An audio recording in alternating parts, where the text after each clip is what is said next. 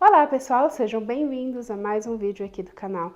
Eu sou a Vitória e hoje eu vou contar uma história para vocês sobre a Segunda Guerra Mundial, conhecida como a Operação Mincemeat.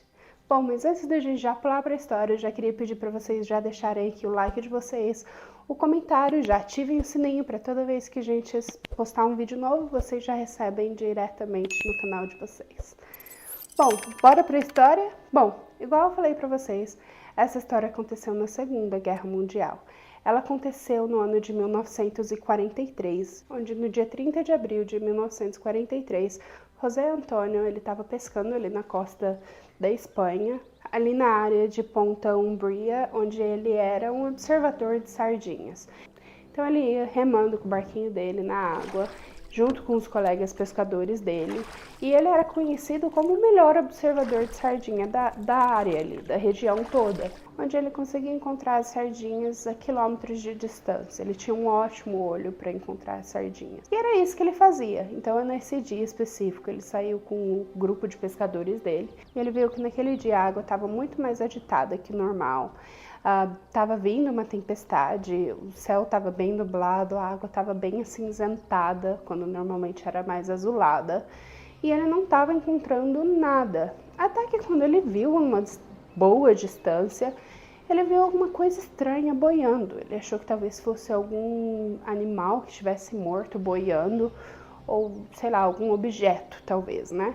E quando ele foi se aproximando, ele viu que tinha alguma coisa amarela. Então ele pensou que fosse um objeto boiando e ele chegou próximo só para ver o que era. Só que mais próximo ele chegou foi quando ele notou que, na verdade, aquela coisa amarela era um colete salva-vidas. E nesse colete salva-vidas tinha uma pessoa nele. Então ele remou o mais rápido que ele pôde para tentar resgatar essa pessoa se ele ainda estivesse vivo. E quando ele chegou próximo, né, esse corpo, ele virou o corpo e ele viu que de fato não estava mais vivo e ele ainda foi pego de surpresa, né, com um cheiro de decomposição muito forte. Ele notou que partes do rosto dele já tinham sumido, né, a vida marinha ali já estava comendo, né, os pedaços do rosto dele, então tinha algumas partes com osso exposto. Ele também já estava com aquelas coisas verdes crescendo no rosto dele, então ele já estava ali por pelo menos uns 2, 3 dias na água. Ele também notou que no pulso desse homem tinha uma corrente amarrada, e quando ele foi puxando a corrente, tinha ali alguns metros, ele viu que tinha uma maleta de ferro preta bem grande, que só podia ser aberta com uma senha. E aí ele chamou todos os colegas dele, né, para ver o que estava acontecendo ali, para mostrar que tinha uma pessoa boiando, e ele viu que também o sobretudo dessa pessoa era um sobretudo de exército, né, como se essa pessoa fosse um soldado de algum lugar, e de fato ele realmente era. E quando esses colegas dele chegaram, ele pediu ajuda para carregar esse corpo até a praia, né. E esses colegas, eles falaram, não quero mexer com gente morta, não, muito obrigada, e foram embora. Então ele acabou ficando com o barquinho dele, né, remando, carregando esse corpo do lado de fora e remando de um jeito bem estranho até ele conseguir chegar na praia. E lembrando que na época de 1943 era o tempo da Segunda Guerra Mundial. Então encontrar corpos boiando no mar não era algo totalmente fora do normal para as pessoas, porque tinha muita guerra, né, em alto mar, tinha muita guerra na terra. Enfim, apesar da Espanha ser um país neutro, eles não estavam diretamente na guerra, ligados, né, na guerra, eles estavam ali na Europa, né, então é um lugar assim que é muito conectado e encontrar corpos não era algo totalmente fora do comum. Quando José finalmente chegou na praia, o vilarejo todo notou a comoção entre os pescadores e foram ver o que estava acontecendo. Dentro desse vilarejo também tinha um grupo de soldados espanhóis que estavam em treinamento. Então eles também desceram para ver o que estava acontecendo, eles espalharam, né, ali pessoal para poder chegar até o corpo, para ver quem que era, para ver se eles podiam ajudar e assim vai. E assim que eles viram o corpo, eles notaram que o sobretudo era realmente de um militar e acima de tudo era um militar inglês. Então eles já foram ali ver o que estava acontecendo, já foram investigando a pessoa, já foram abrindo os bolsos para ver se encontravam informação desse homem quem ele era, o que ele estava fazendo ali, enfim, o que estava acontecendo. E também queriam saber o que estava dentro daquela maleta que precisava de uma senha para ser aberta. Então, eles já ali no primeiro bolso que eles abriram, eles já encontraram uma carteira de identificação dele, que era o Major William Martins. Ele também fazia parte de uma base britânica que coordenava ataques de comando em territórios controlados pelos nazistas. E quando eles viram, sobretudo, ele estava morto, eles imaginaram que talvez ele tivesse morrido num desses ataques coordenados, mas ao inspecionar o corpo desse Major, os soldados espanhóis não encontraram nenhuma bala que ele tinha sido atirado ou que ele tivesse morrido com uma bomba ou seja lá o que for. Então eles imaginaram que talvez o que tivesse acontecido é que ele estava voando sobre a Espanha ou sobre algum lugar ali próximo a eles, e o avião dele acabou sendo abatido, por isso que ele foi encontrado no mar sem ferimentos algum, porque talvez ele tenha morrido com essa queda desse avião. E ao inspecionarem mais bolsos deles, eles encontraram uma carta que era de uma mulher escrita a ele, uma carta de amor, e junto com essa carta eles encontraram uma foto de uma mulher e atrás estava assinado como Pam. E junto a essa carta e essa foto também tinham 2 recibos. Um era um recibo que ele tinha ido a um teatro na Inglaterra 3 dias antes desse dia que ele tinha sido encontrado, e o outro era um recibo de uma compra que ele tinha feito de anel de noivado de diamantes. Então ali ele tinha uma vida inteira pela frente, né? Os soldados espanhóis, eles não eram necessariamente românticos ou se importavam tanto com isso, mas eles viram também que ele tinha uma vida inteira pela frente, que tinha alguém que provavelmente está preocupada com ele, que queria saber do bem dele, né? Então eles colocaram tudo de volta no bolso dele, pararam de inspecionar o corpo dele, porém eles queriam saber o que estava dentro da maleta.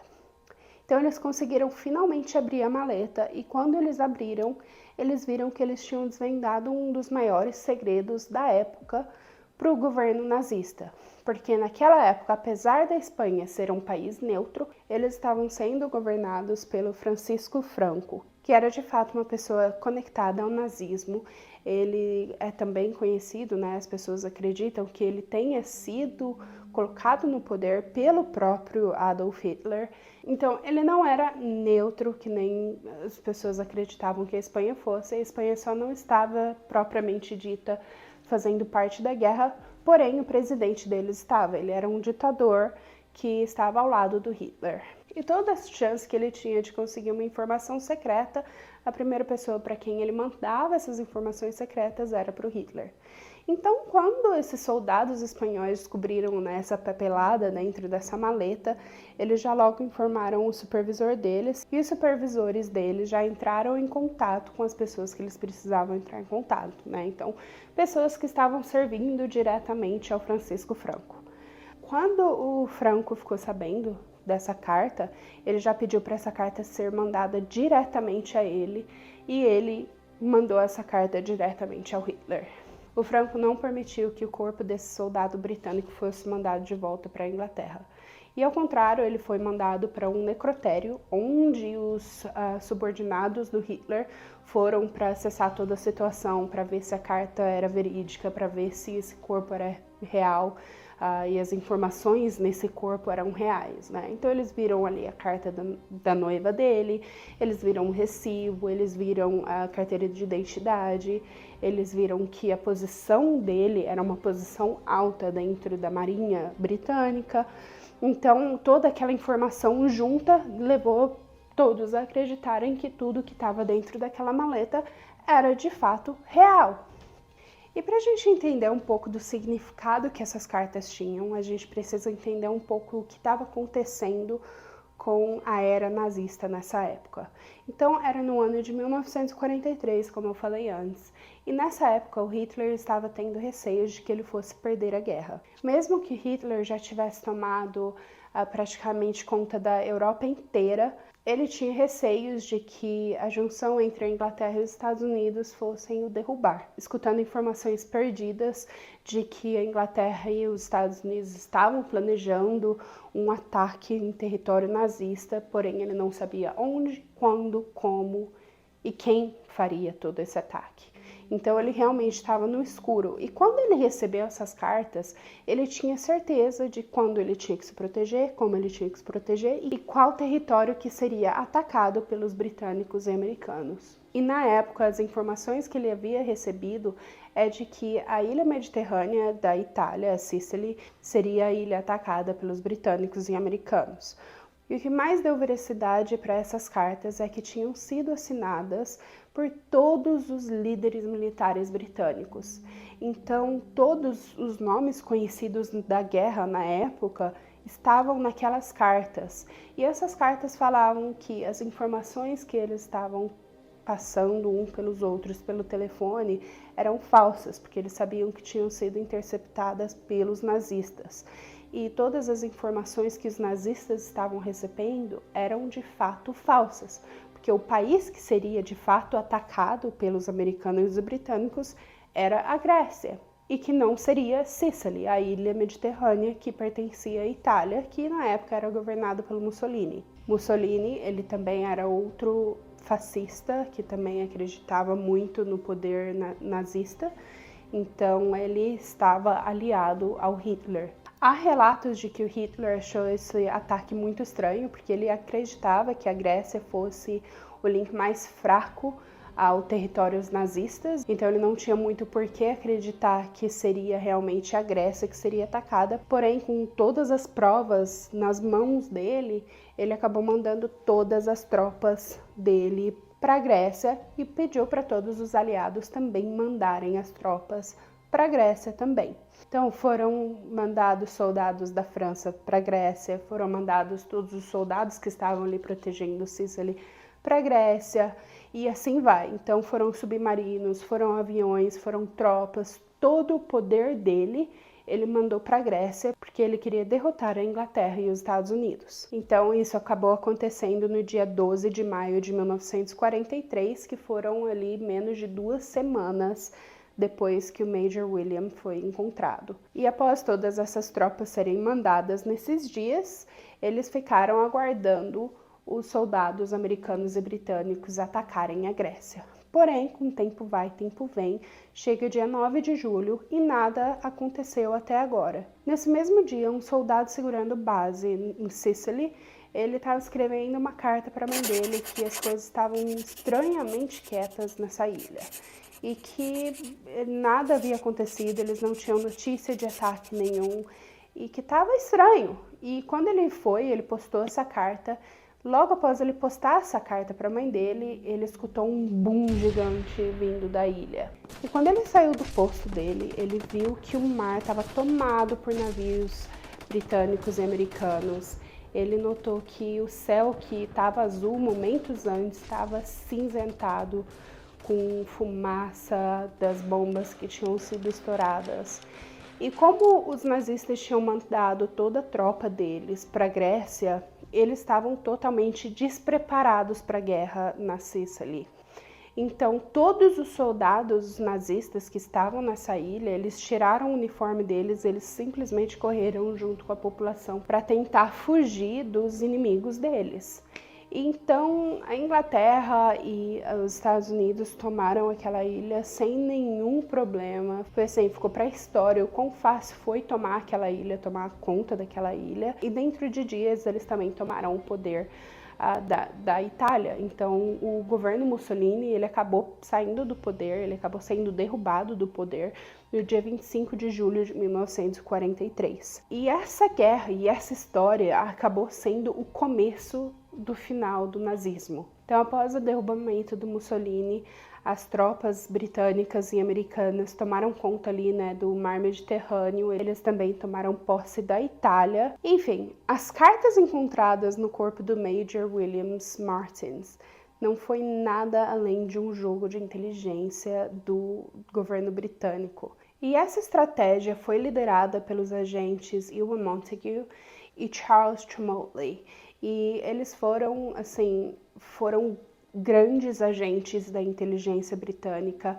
Eles armaram essa armadilha, né, entre aspas, por muito tempo. Demorou muito tempo para eles encontrarem um corpo que serviria o propósito deles, né, que não tivesse ferida nenhuma no corpo, que a morte fosse, assim, misteriosa, que fosse uma pessoa jovem, né, porque afinal de contas era um soldado britânico, então ele tinha que ser jovem porque ele estava ali na guerra, ele não estava num patamar muito alto, mas ele também era uma pessoa experiente de guerra, então tinha ali que ser por volta dos 30, 40 anos de idade. Eles também planejaram uma vida inteira para esse homem, né? A noiva dele, a profissão dele, que ele foi no teatro, que ele também comprou um anel de diamantes para poder pedir a noiva dele em casamento, e assim vai.